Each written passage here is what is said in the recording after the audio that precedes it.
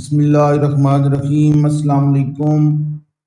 मैं हूं प्रोफेसर तारिक महमूद कादरी और आप देख रहे हैं मैथ सिटी कोलिजन्स का आज ये दूसरा लेक्चर है। और आज के लेक्चर में हम एक बहुत ही इम्पोर्टेंट टॉपिक डिस्कस करने जा रहे हैं। वो टॉपिक है कि impact of a smooth sphere against a fixed wall. इस टॉपिक में हमने कुछ रिजल्ट जो है वो ड्राइव करने हैं और उनको आगे थ्रू आउट जो है फिर इस कोलिजन की थ्योरी के अंदर वो यूज होंगे। तो आज का लेक्चर इस हवाले से बहुत इंपॉर्टेंट है। तो चलते हैं आज के लेक्चर की तरफ।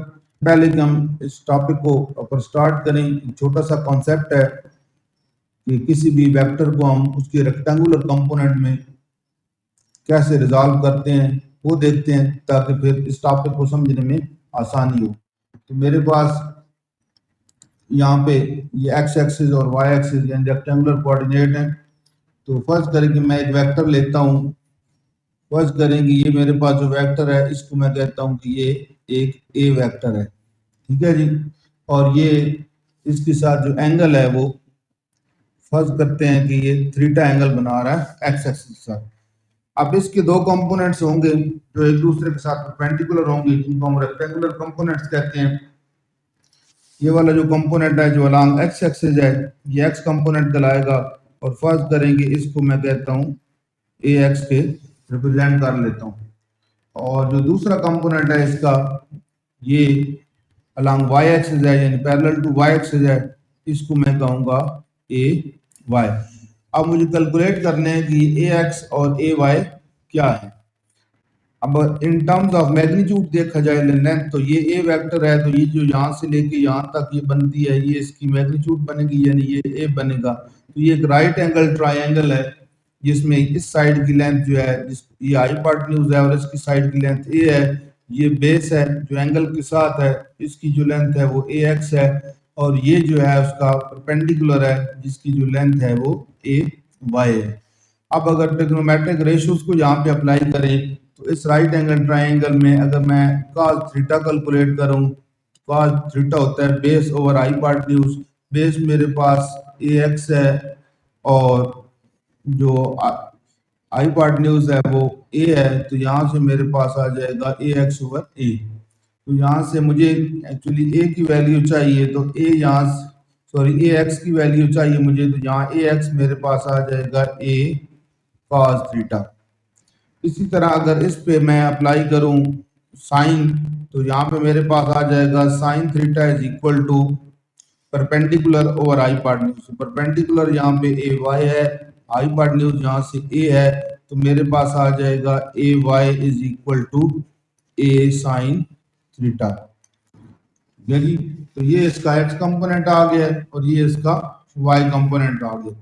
इसका मतलब है कि किसी भी वेक्टर का मुझे अगर एक्स कंपोनेंट चाहिए होगा तो उस वेक्टर की मैग्नीट्यूड और उसके साथ cos थीटा लगा दूंगा, यानी जो एंगल वो एक्स एक्सिस के साथ बना रहा है। और किसी भी वेक्टर का अगर मुझे y कंपोनेंट चाहिए होगा तो मैं उस वेक्टर की मैग्नीट्यूड के साथ साइन और उसका जो एंगल है एक्स एक्सिस के साथ वो लगा दूंगा। अब जो इसका x कंपोनेंट है वो होता है इसके एंगल के साथ, और जो एंगल के सामने होता है वो उसका बन जाता है y कंपोनेंट। फर्ज करें मेरे पास एक वेक्टर है u और वो एंगल अल्फा बना रहा है, तो मुझे अगर इसका u x चाहिए यानी इसका x कंपोनेंट चाहिए तो मैं सिंपली क्या लिखूंगा u cos अल्फा। और y कंपोनेंट चाहिए तो मैं लिखूंगा u y is equal to u sin alpha. यानी तो मुझे सिर्फ एक एंगल का पता हो तो उसकी मैग्नीट्यूड हो तो मैं दोनों कंपोनेंट्स इसके फाइंड आउट कर सकता हूँ। ये बहुत बेसिक सा कॉन्सेप्ट है, वैसे भी अगर आपने वेक्टर्स वगैरह पढ़े हैं तो वहाँ पे आपने किया होगा, लेकिन यहाँ पे बहुत ज़्यादा इसका यूज होना है। अब चलते हैं हमारे टॉपिक की तरफ, impact of a smooth sphere against a fixed wall. अब यहाँ पे देखिए मेरे पास ये एक फिक्स प्लेन है ए बी, ठीक है जी। और ये मेरे पास एक स्मूथ स्फीयर है जिसका सेंटर O है। अब ये U वेलोसिटी के साथ आया है और यहाँ C के साथ C पॉइंट के ऊपर इस फिक्स पार्ट के साथ ये कोलिजन इसकी हुई है और ये वेलोसिटी B के साथ रिफ्लेक्ट हो गया है। जा इनिशियल इसकी वेलोसिटी U है और जो इसका एंगल है ये मेरे पास CO या OC, ये क्या है, this is common normal. Common normal क्या होता है, डिटेल डिस्कशन हो चुकी है पिछले लेक्चर के अंदर। अगर अभी तक नहीं देखा वो लेक्चर तो जरूर देखें, ताकि आपको कोलिजन्स के बेसिक जो कॉन्सेप्ट्स हैं वो भी समझ आ जाएं, और उसमें कॉमन टेंजेंट, कॉमन नॉर्मल क्या होता है वो भी समझ आए। तो यानी कॉमन नॉर्मल के साथ उसका जो इनिशियल वेलोसिटी जब वो मूव करके आ रहा था तो एंगल अल्फा था, और कोलिजन के बाद कॉमन नॉर्मल के साथ उसका जो एंगल है वो थीटा है, और उसकी वेलोसिटी वी है। अब ये जो सारी मैंने आपको बात बताई है, इसको अगर हम प्रॉपर लिखेंगे तो ये बनेगा कि let A B a fixed plane and C be the point at which the sphere impinge.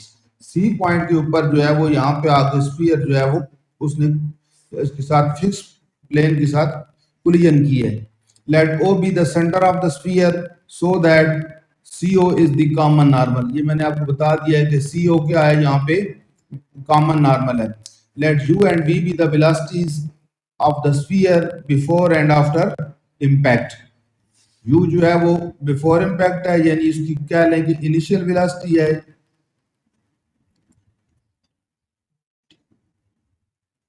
और v जो है वो उसकी क्या लें, फाइनल वेलोसिटी है। ठीक है जी,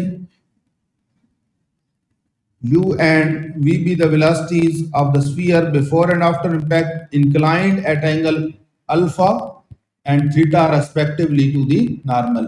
तो ये एंगल जो है वो उसके अल्फा और थीटा है। अब हम यहाँ पे क्या करेंगे, यहाँ पे हम ये करेंगे कि इन जो u और v है इसको कंपोनेंट में, इसके रेक्टेंगुलर कंपोनेंट्स में हम इसको रिजॉल्व करेंगे।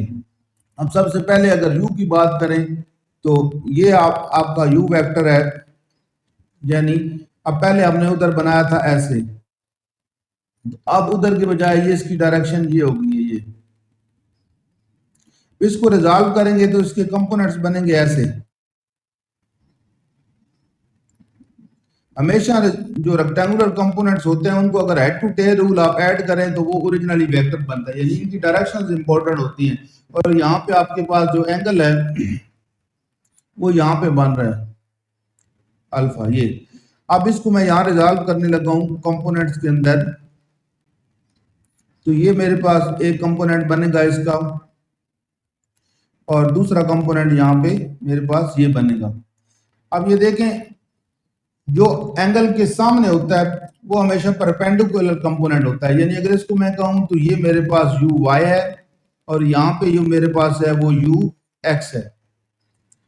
अब u y क्या होगा यहाँ पे, और u x क्या होगा, u x बन जाएगा यहाँ पे मेरे पास u cos अल्फा, और u y बन जाएगा u sin अल्फा। ठीक है जी। अब इसी तरह अगर मैं v को रिजॉल्व करूंगा तो v मेरे पास कैसे रिजॉल्व होगा, ये बनेगा, ये हेड टू टेल रूल यहाँ पे भी फिर, यानी जो मेरे पास v ये अब थीटा के साथ है तो ये बन जाएगा vx। अब vx की डायरेक्शन अपवर्ड है और ux की डायरेक्शन डाउनवर्ड है, ये भी इंपॉर्टेंट है, आपने ध्यान में रखना है कि ux जो है वो डाउनवर्ड है और vx जो है वो अपवर्ड है, यानी दोनों एक दूसरे के अपोजिट डायरेक्शन में। ठीक है जी। तो अब vx मेरे पास क्या है, क्योंकि एंगल थीटा है तो ये बन जाएगा vx is equal to v sin theta, और vy is equal to, sorry यहाँ पे मेरे पास आ जाएगा cos थीटा, और यहाँ पे आ जाएगा v sin थीटा। ठीक है जी। तो ये बन जाएगा जी हमारे पास vy, और ये बन जाएगा vx। आई होप कि आपको रेजोल्यूशन ऑफ वेक्टर्स की समझ आ गई होगी।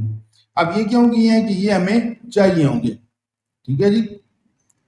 अब ये देखें कि इस जो अलोंग कॉमन नॉर्मल है,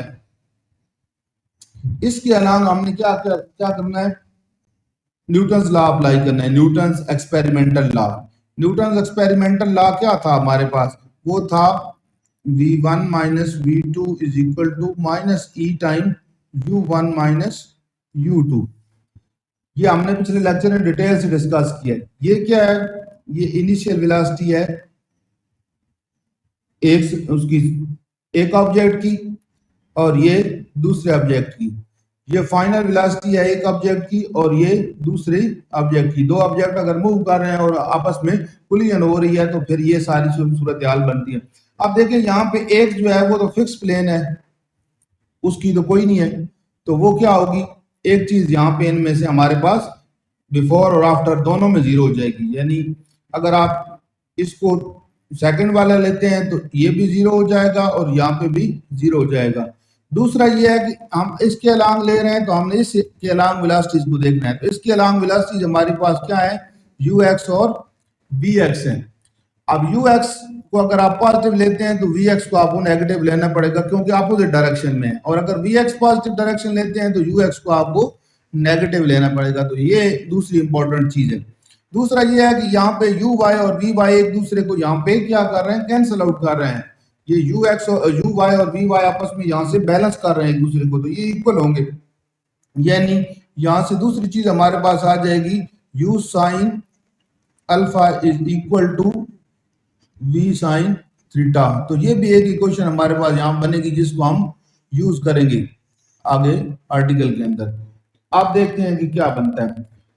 by Newton's experimental law along CO, क्या बनेगा जी न्यूटन एक्सपेरिमेंटल लॉ, ये बना है v cos theta minus v. आप देखें मैंने इधर आपको बताया है कि अगर आप अलोंग इसके अलोंग लें, इसमें सिर्फ दो वेलोसिटी बचती हैं, दो जीरो है क्योंकि ये फिक्स प्लेन है, इसकी वेलोसिटी जीरो है।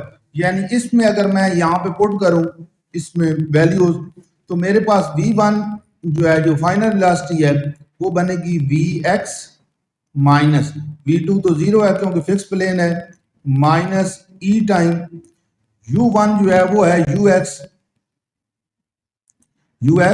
यहाँ पे cos अल्फा, और जो कि मैंने बताया कि दोनों में से एक को नेगेटिव लेना पड़ेगा तो हम इसको नेगेटिव ले लेंगे, ये बन जाएगी u cos alpha minus zero. ये न्यूटन एक्सपेरिमेंटल लॉ बन गया क्योंकि ये दोनों अपोजिट डायरेक्शन में है, तो एक के साथ चाहे इधर नेगेटिव लगा लें चाहे इधर, वो एक ही बात है। तो एक को पॉजिटिव लेंगे दूसरे को नेगेटिव। अब वी एक्स मेरे पास क्या है यहाँ पे, वो बन गया वी कॉस थीटा। तो v cos theta minus zero is equal to minus e time u cos alpha minus zero. ये सारा मेरा बन जाएगा न्यूटन्स एक्सपेरिमेंटल लॉ। अब देखें ये यहाँ पे भी हमने लिखा हुआ है, यानी बेसिकली ये क्या है हमारे पास, ये है हमारे पास वी एक्स माइनस ये जीरो हो गया क्योंकि दूसरी फिक्स थी, और यहाँ पे ये क्या था यू एक्स माइनस जीरो और सात बार माइनस ई हमने लगा दिया। तो यू एक्स जो है वो यू कॉस अल्फा है और ये माइनस और ये माइनस दोनों प्लस हो जाएंगे, तो यहाँ से मेरे पास जो इक्वेशन बनेगी वो बन जाएगी v cos theta is equal to e u cos alpha. I hope कि आपको इस कॉन्सेप्ट की समझ आ रही है। अगर नहीं समझ आई तो इसको थोड़ा सा वीडियो को दोबारा बैक करके दोबारा देखेंगे तो आपको क्लियर हो जाएगा। अब दूसरी जो मैंने यहाँ पे इक्वेशन बनाई थी, मैंने आपको कहा था कि ये दोनों आपस में एक दूसरे को बैलेंस कर रहे हैं। क्या क्या बैलेंस कर रहे थे, यू वाई बैलेंस कर रहा था किसको, वी वाई को, और यू वाई हमारे पास था यू साइन अल्फा और ये था बी साइन थीटा।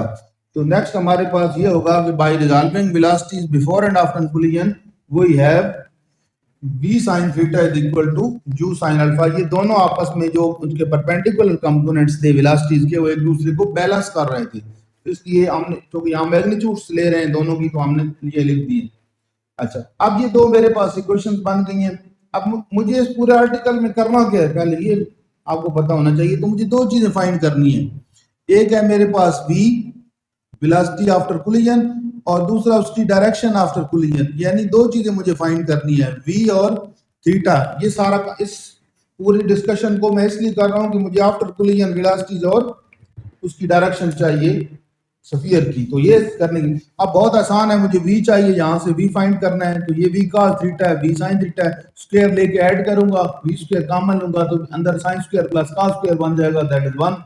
तो यहाँ से मेरे पास v की वैल्यू आ जाएगी। तो यही करने लगा हूँ, squaring and adding 1 and 2 we get. तो क्या बन गया, लेफ्ट साइड पे देखें ना मेरे पास बनता है v square cos square plus v square sine square, और जब मैं इसमें से वी स्क्वायर कॉमन लूंगा तो मेरे पास बन जाएगा cos square theta plus sine square theta, और ये 1 बन जाएगा तो यहाँ से मेरे पास वी स्क्वायर आ गया। और राइट साइड पे देखें तो ये बनेगा E square U square cos square U square sine square, तो यू स्क्वायर कॉमन है वो कॉमन ले लिया, बाकी ये बन गया। तो ये ही मुझे चाहिए थी। अब दोनों तरफ अगर स्क्वायर रूट ले लूंगा तो वी की वैल्यू आ जाएगी, मुझे वी ही कैलकुलेट करना था। तो यहां से मेरे पास अगर स्क्वायर रूट ले लूंगा तो मेरे पास वी आ जाएगा, V is equal to you, square root के अंदर आ जाएगा मेरे पास U square cos square alpha plus sine square alpha, यानी ये मेरे पास मैग्नीट्यूड ऑफ द वेलोसिटी आ जाएगी of a sphere after collision.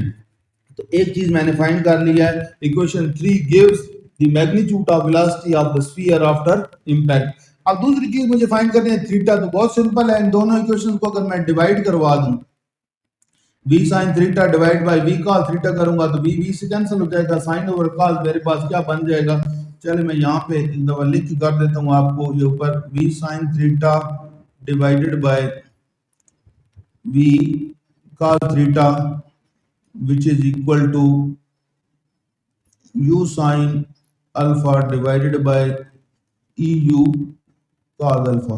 ये u से कैंसिल, v से कैंसिल, तो यहाँ से अगर मैं इसको इस तरह लिखूं तो ये आ जाएगा tan theta is equal to 1 over e tan theta tan alpha. तो अगर मैं इसको दूसरी तरह कन्वर्स करके करता, इसको ऊपर रखता है इसको नीचे रखता, तो यहाँ मेरे पास काट आ जाता और यहाँ पे काट, और ये ई रेसिप्रोकल के बजाय मेरे पास जो इक्वेशन बन जाती वो बन जाती cot theta is equal to e time cot alpha. तो ये ज्यादा बेहतर अंदाज में है क्योंकि ई जो है वो यहाँ पे फ्रिक्शन में यानी 1 ओवर में नहीं जा रहा, तो ये ज्यादा उसमें मेरे पास बेहतर बन जाती। तो यकीनन यहाँ पे किया भी ऐसी होगा, डिवाइडिंग 1 बाय 2, तो 1 को ऊपर रखा है 2 को नीचे रखा है, तो जब इन दोनों को डिवाइड करवाऊंगा यानी इसको ऊपर रखूंगा और इसको नीचे रखूंगा तो यहाँ से b से कैंसिल हो जाएगा, cos ओवर साइन काट बन जाएगा, u से कैंसिल हो जाएगा तो cos ओवर साइन काट बन जाएगा, तो e काट तो मेरे पास ये आ जाएगा। यहाँ से मैं सिर्फ काट को दूसरी तरफ ले जाऊं तो थीटा मेरे पास आ जाएगा काट इनवर्स e काट अल्फा। तो ये मेरे पास डायरेक्शन आ गई है जो मुझे चाहिए थी। Equation 4 give the direction of motion of the sphere after impact. अब मेरे पास कुछ इंपॉर्टेंट केसेस हैं जो बहुत इंपॉर्टेंट है और उन केसेस को ही हमने आगे जाके यूज भी करना है। ये तो मेरे पास दो बेसिक इक्वेशंस आ गई ना, वेलोसिटी आ गई और मेरे पास एंगल आ गया, दोनों जो है यहाँ पे अब एंगल जो है वो वेरिएबल रखा हुआ है थीटा। तो अब मैं देखता हूं कि अगर एंगल पार्टिकुलर कुछ केसेस हम लेंगे तो फिर क्या बनेगा। तो अब इंपॉर्टेंट है कि हम केसेस डिस्कस करें। तो सबसे पहले कहता है कि when alpha is equal to 0, alpha zero का मतलब क्या है कि ये मेरे पास स्फीयर आ रहा है u वेलोसिटी के साथ, ये मेरे पास कॉमन नॉर्मल है जिसके साथ एंगल अल्फा बन रहा है। अगर इसको मैं 0 कर दूंगा तो u किधर चला जाएगा, सीधा ऐसे ऊपर से नीचे, तो कोलिजन मेरे पास क्या हो जाएगी, डायरेक्ट हो जाएगी। अगर u ऐसे लूं यानी अल्फा इज इक्वल टू 0 लूं, अब सीधा ऊपर से आएगा और नीचे प्लेन के साथ टकराएगा। तो अब ये मोशन किस डायरेक्शन में हो गई, अलोंग कॉमन नॉर्मल हो गई। जब अलोंग कॉमन नॉर्मल मोशन होगी तो फिर कोलिजन क्या हो जाएगी, डायरेक्ट कोलिजन हो जाएगी।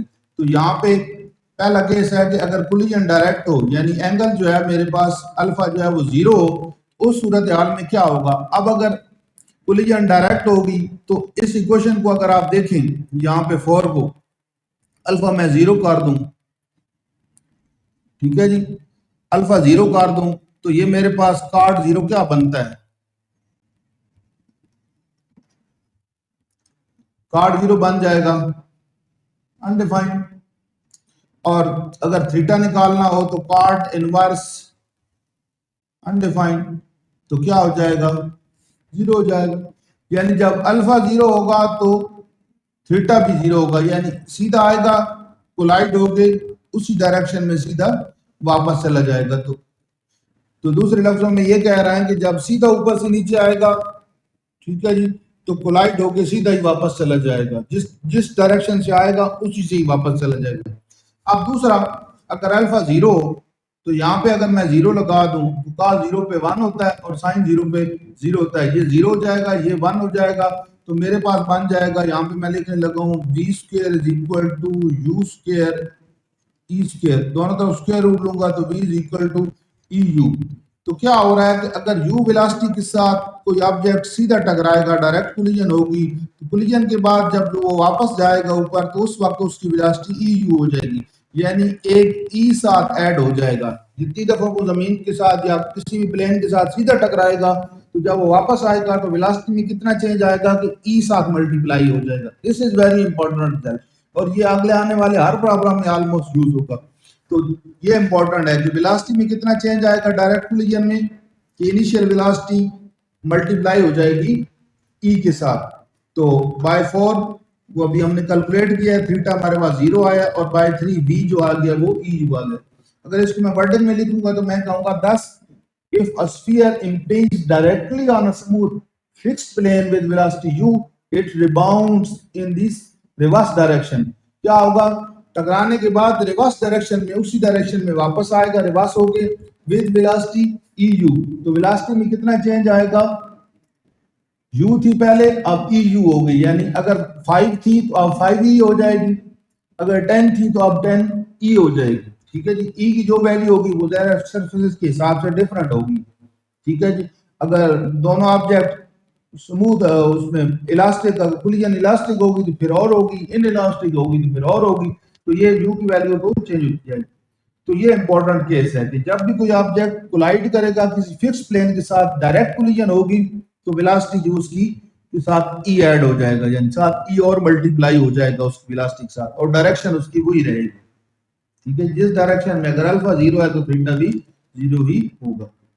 दूसरा केस इसका देखते हैं कि when E is equal to 1, E1 का मतलब कि जो स्फीयर है वो परफेक्टली इलास्टिक है। ठीक है जी, अब अगर E की आप वैल्यू यहाँ 1 ले लेते हैं तो मेरे पास आ जाएगा cot theta is equal to cot alpha, cot cot से दोनों तरफ से कैंसिल तो थीटा अल्फा। अगर परफेक्टली इलास्टिक होगा स्फीयर तो जिस डायरेक्शन से आएगा, जितने एंगल के साथ कोलाइड करेगा उतने ही एंगल से रिफ्लेक्ट हो जाए। 45 के एंगल पे आ रहा है तो कोलिजन के बाद भी उसका कॉमन नॉर्मल के साथ एंगल कितना होगा 45, यानी ये इसका अगर कॉमन नॉर्मल है, ये एंगल आ रहा है, फर्स्ट करें 45 है उसका यू वेलोसिटी के साथ, और ये एंगल जो है 45 बना रहा है, तो टकराने के बाद भी एंगल कितना होगा 45 ही होगा। जिस एंगल के साथ आ रहा है उस उतने ही एंगल के साथ वो रिफ्लेक्ट होगा, पहली बात। दूसरा क्या होगा कि यहाँ अगर आप e की वैल्यू 1 कर देते हैं तो cos square plus sin square 1 हो जाएगा, तो v square is equal to you square हो जाएगा, तो v is equal to u हो जाएगा। यानी अगर स्फीयर परफेक्टली इलास्टिक है तो वेलोसिटी में कोई चेंज नहीं आएगा। अगर 10 मीटर पर सेकंड के साथ कोलाइड करेगा तो आफ्टर कोलिजन भी 10 मीटर पर सेकंड ही होगी, यानी बिफोर और कोलिजन वेलोसिटी चेंज नहीं होगी, और एंगल भी जिस एंगल के साथ कोलाइड करेगा उसी एंगल के साथ रिफ्लेक्ट होगा। ये आइडियल केस है, ये परफेक्टली इलास्टिक होगा स्फीयर तब। तो यहाँ अल्फा और थीटा बराबर हो जाएंगे और v और u बराबर हो जाएंगे। तो इसको मैं कहूंगा कि thus if a perfectly elastic sphere impinges on a smooth fixed plane its velocity is unaltered, यानी उसकी वेलोसिटी में कोई चेंज आएगा नहीं आएगा इन मैग्नीट्यूड, डेफिनेटली मैग्नीट्यूड में चेंज नहीं आएगा, तो डायरेक्शन तो चेंज होगी, ज़ाहिर अपवर्ड से आ रहा है तो अगर जब रिफ्लेक्ट होगा तो वेलोसिटी उसकी डायरेक्शन अपोजिट हो जाएगी। सिर्फ यहाँ पे कहता है velocity is unaltered in magnitude by impact and the angle of reflection is equal to angle of incident. तो जो उसका इनिशियल एंगल था एंगल ऑफ इंसिडेंट वो इक्वल हो जाएगा एंगल ऑफ रिफ्लेक्शन, दोनों आपस में क्या होंगे बराबर होंगे। अब लास्ट केस इसका तीसरा देखते हैं, ये भी इंपॉर्टेंट है। When e is equal to 0 imperfect, perfectly inelastic अगर होगा, यानी जो स्फीयर है वो परफेक्टली इनइलास्टिक होगा, जब ई 0 होगा तो थीटा क्या आएगा आपके पास, यहाँ ई 0 कर देंगे तो cot theta is equal to 0, तो theta is equal to cot inverse 0। अब 0 कहां पे होता है cot, यहां पे आपके पास आ जाएगा 90 डिग्री। ऑब्जेक्ट ऐसे आया, यहां पे कोलाइड किया, ठीक है जी, कोलाइड किया तो ऐसे मूव करना शुरू 90 के एंगल से, यानी रिबाउंड होगा ही नहीं बल्कि स्लाइड करेगा। ऊपर से आया 90 के एंगल का मतलब ये है कि यहां से आया, यहाँ पे कोलाइड किया और फिर रिबाउंड नहीं होगा बल्कि सीधा स्लाइड कर जाएगा। उसका जो है जो थीटा हो जाएगा वो 90 डिग्री हो जाएगा। ठीक है जी, ये इनिशियल एंगल था और ये माइनर उसका। एक बात, दूसरा वेलोसिटी में क्या फर्क पड़ेगा, ये जीरो हो जाएगा तो वेलोसिटी क्या हो जाएगी, v is equal to you square. अब ई ये जीरो हो गया, ये खत्म हो गई टर्म, पीछे रह गया साइन स्क्वायर अल्फा।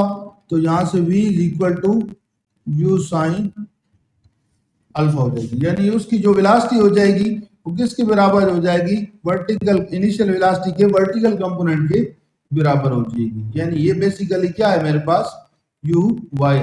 इसको वर्डन में हम लिखते हैं, फिर आपको मजीद क्लियर होगा कि मैं क्या कहना चाह रहा हूँ।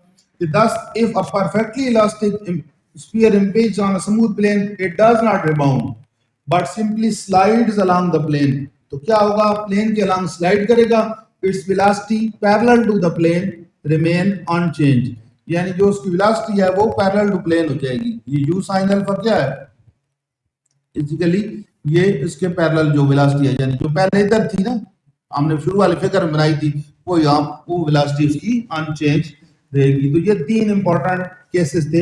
इनमें से सबसे इंपॉर्टेंट जो है वो पहले वाला है कि अगर सीधा डायरेक्ट कोलिजन होगी, कोई भी ऑब्जेक्ट यू वेलोसिटी के साथ आएगा तो वापस किस वेलोसिटी के साथ जाएगा, वो ई यू के साथ वापस जाएगा। ये बस आपने सबसे ज्यादा इंपॉर्टेंट है, इसको आपने ध्यान में रखना है और ये हम यूज भी करेंगे। उम्मीद है आज का बड़ा इंटरेस्टिंग आर्टिकल था, आपको समझ आई होगी, मजा भी आया होगा। तो अगर चैनल पे नए हैं यकीनन सब्सक्राइब कर दिया होगा, अगर नहीं किया तो अभी कर लें और साथ लगे बेल आइकन पे क्लिक करें ताकि जो डेली लेक्चर इस चैनल पे मैं अपलोड करता हूं उसका नोटिफिकेशन आपको मिले और आप कोई भी लेक्चर मिस ना करें। और इन वीडियो के साथ को ज़्यादा से ज़्यादा अपने दोस्तों के साथ शेयर करें ताकि बहुत सारे स्टूडेंट इससे फ़ायदा हासिल कर सकें।